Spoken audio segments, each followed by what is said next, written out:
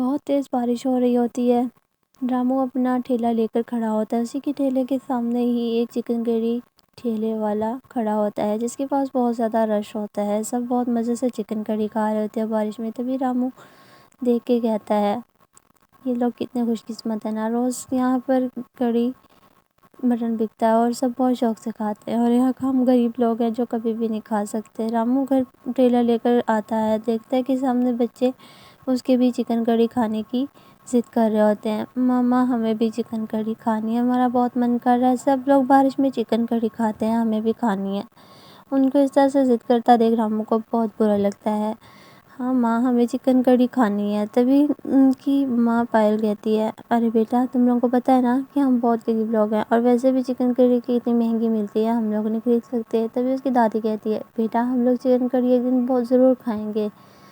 تبھی وہ لوگ بچوں کو بہلا ہی رہے ہوتے ہیں کہ رامو کہتا ہے بہو، بچوں کو اس طرح سے منع مت کرو، ان کا دل ٹوٹ جائے گا۔ تم ایسا کرو کہ انڈا کڑی بنا دو سب کے لیے، تم بہت اچھا بناتی ہے، میں مسالہ لے کے آتا ہوں، تب تک تم انڈے کا مسالہ بنا لو۔ تبھی وہ کڑی مسالہ لے کر آتا ہے، اور تبھی پائل ساری سبزیاں وغیرہ کاٹ کر انڈے بوائل کر لیتی ہے اور بہت ہی اچھی سی مسالہ ڈال کر انڈا کڑی بناتی ہے۔ سب بہت زیادہ خوش ہو رہے ہوتے ہیں، اس کی خوشبو بالکل چکن کڑی کی طرح آ رہی ہوتی ہے۔ ارے واہ، آج گھر میں چکن کڑی بنی ہے کیا؟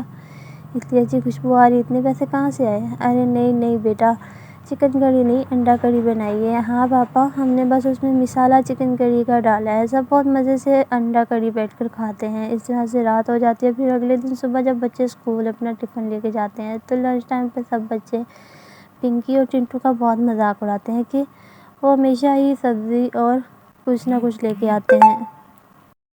ارے چنٹو، پنکی، تم لوگ ہمیشہ غریبوں والا ہی کھانا لے کے آتے ہو، پتہ ہے ہم لوگ تو ہوٹل گئے تھے اور وہاں سے چکن کڑی کھا کے آئے تھے۔ چنٹو پنکی کو بہت برا لگتا ہے، گھر آ کر وہ رونے لگتے ہیں اور اپنی ماں سے شکایت کرنے لگتے ہیں ماں، ہمیں نہیں پتا، ہمیں بھی چکن کڑی کھانی ہے۔ ہمارے کلاس کی لڑکی کہہ رہی تھی کہ چکن کڑی صرف امیر لوگ ہی کھا سکتے ہیں، ہم غریب لوگ نہیں۔ شانتی اور پائل کو بہت برا لگتا ہے۔ اس طرح سے بہت تیز بارش بھی ہونے لگ جاتی ہے۔ بچے چکن کڑی کھانے کی ضد کر رہے ہوتے ہیں۔ جیسے ہی ساوتری باہر جا کے دیکھتی تو اس کے دونوں بیٹے بھی کام سے واپس آ جاتے ہیں۔ ارے ماں، کیا ہوا آپ کے بھائی کڑی؟ ارے کیا بتاؤں، بچوں نے پھر سے چکن کڑی کھانے کی ضد لگائی ہوئی ہے۔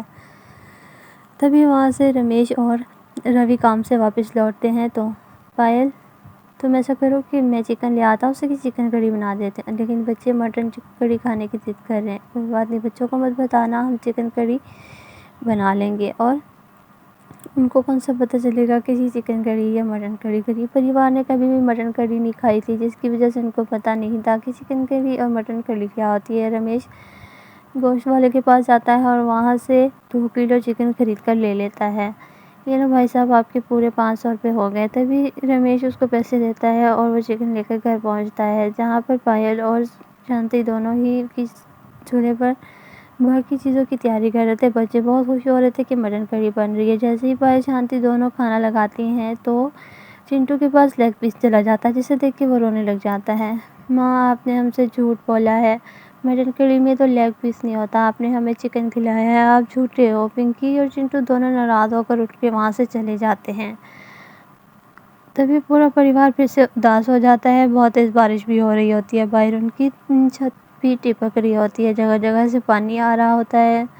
اب بچوں کو کیسے سمجھائیں کہ ہمارے گھر کے حالات کیسے ہیں؟ ایک دفعہ قرض اتر جائے ہمارا تو اس کے بعد ہمارے حالات بالکل ٹھیک ہو جائیں گے۔ وہاں سے ہی روی پیسے لے کر چپ کر کے نکل جاتا ہے، جہاں پہ وہ مٹن کڑی والے کے پاس جاتا ہے۔ بھائی صاحب، مٹن کڑی تو 500 روپے کی آئے گی، ساتھ میں نان کے کتنے لوگے؟ ارے بھائی صاحب، آپ کے نان کے ساتھ مٹن کڑی 700 روپے کی ہو جائے گی۔ ارے یہ تو بہت مہنگی ہے بھائی، تھوڑے پیسے کم کر دو نا۔ ارے نہیں جاؤ، تم جیسے غریب لوگ کھا تو سکتے نہیں ہے، بس ایسے ہی ڈرامے کرتے ہو، تم کہاں سے پیسے دو گے مجھے واپس آ کے؟ تبھی ان کو بہت برا لگتا ہے اور مٹن کڑی والا روی کو مٹن کڑی نہیں دیتا، وہ پھر سے پیسے لے کے گھر واپس آ جاتا ہے۔ ایک دن اسی مٹن کڑی والے کے سامنے ایک اور مٹن کڑی والا آ کر اپنا ٹھیلا لگاتا ہے، لیکن اس کی کوئی اتنی چلت نہیں ہوتی اور اس کی کوئی بھی اس کی ٹھیلے پر نہیں آتا، کیونکہ وہ پہلے 5 سال سے وہیں پہ کام کر رہا تھا، سب اسی سے ہی مٹن کڑی کھاتے آئے تھے اور سب اسی کی مٹن کڑی ہی پسند کرتے تھے۔ اس طرح سے دوسرا مٹن کڑی والے نے پلان بنایا اور اس مٹن کڑی والے کو وہاں سے ہٹانا چاہتا تھا۔ اس نے اپنے بندے کو بھیجا، ارے بھائی صاحب اس کی مٹن کڑی نہ کھاؤ، بہت خراب بھیجتا ہے۔ تبھی وہاں پر ایک عورت کو الٹی آنا شروع ہو جاتی ہیں۔ ارے ہم تو 5 سال سے اسی کی مٹن کڑی کھا رہے ہیں، ہمیں تو یقین ہی نہیں آ رہا کہ یہ تو کچھ کر سکتا ہے، ہم بالکل بھی اس کی مٹن کڑی نہیں کھائیں گے۔ وہاں پہ کوئی بھی مٹن کڑی نہیں کھاتا، اور دیکھتے ہی دیکھتے اس کا کام بالکل کم ہو جاتا ہے، کیونکہ ابھی کو بھی بہت اچھی جگہ پہ جاب مل جاتی ہے، اور وہ کچھ پیسے لے کر مٹن کڑی خریدنے کے لیے اسی مٹن کڑی والے کے پاس جاتا ہے، جہاں پہ بالکل بھی رش نہیں ہوتا۔ ارے کیا ہو بھائی صاحب آپ کے پاس تو سب آتے تھے مٹن کڑی، آپ کے پاس نہیں ہے، اب اس کے پاس گئے ہیں۔ ارے تم کیوں آئے ہو یہاں پہ؟ سب کو لگتا ہے کہ میں اچھی مٹن کڑی نہیں بیچتا بلکہ خراب مسالے ڈالتا ہوں۔ ارے نہیں بھائی صاحب، آپ کو کس نے کہا؟ آپ تو 5 سال سے ہو یہاں پہ، ہمیں آپ پر پورا بھروسہ ہے۔ ارے تم کیوں اتنی دعوے سے کہہ رہے ہو؟ میں نے تو تمہیں اس دن مٹن کڑی بھی نہیں دی تھی۔ تبھی وہ گھر واپس آتا ہے اور پھر اپنے بھائی کے ساتھ مل کر پلان بناتا ہے کہ وہ اس مٹن کڑی والے کی ہیلپ کریں گے۔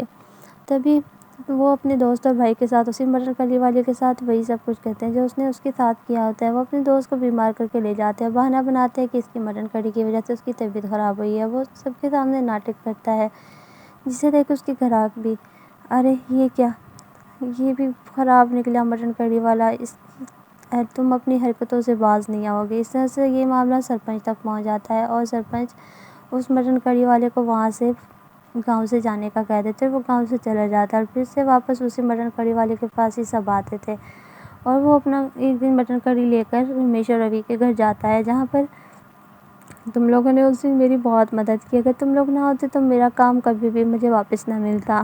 یہ لو تم لوگوں کے لیے مٹن کڑی، اور جب بھی تم لوگوں کا مٹن کڑی کھانے کا دل کرے تو میں تم لوگ کو 200 روپے میں دے دیا کروں گا۔ اس دن پورا پریوار ہی مٹن کڑی کھاتا ہے بیٹھ کر بہت شوق سے۔ سب پریوار والے بہت زیادہ خوش ہوتے ہیں، کیونکہ غریب پریوار میں پہلی دفعہ مٹن کڑی آیا تھا۔ سب بہت مزے سے مٹن کڑی کھاتے ہیں، بچے بہت زیادہ خوش ہوتے ہیں، سب کے چہرے پر مٹن کڑی کھانے کی خوشی نظر آ رہی ہوتی ہے۔ ہمیں تو یقین ہی نہیں آ رہا کہ ہم بھی کبھی مٹن کڑی کھا سکیں گے۔ اس طرح سے اب جب بھی ان کا دل کرتا تو وہ اسی مٹن کڑی والے کے پاس جا کر مٹن کڑی لے آتے تھے۔